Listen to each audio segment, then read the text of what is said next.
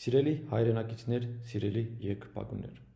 մի տարի 3 ամիս առաջ ես իմ տեխնացուի դրել ֆուտբոլի ֆեդերացիայի նախագահի ընտրություններում,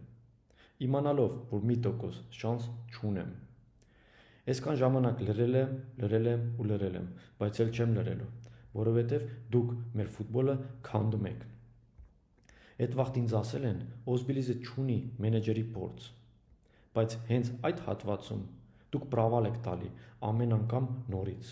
որ ֆուտբոլի խաղից չեք հասկանում, դա բոլորին պարզ է, բայց դուք մենեջերի հատվածն էլ չեք տիրապետում։ Դուք ձախողել եք կառավարման, կազմակերպչական, իրավաբանական, ֆինանսական և լրատվական մասերով։ Ամենը վատն այն է, որ հույսն ու հավատն է մարում։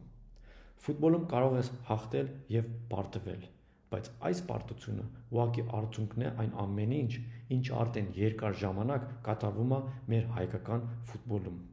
Ժամանակն է գիտակցելու և փոփոխություններ անելու։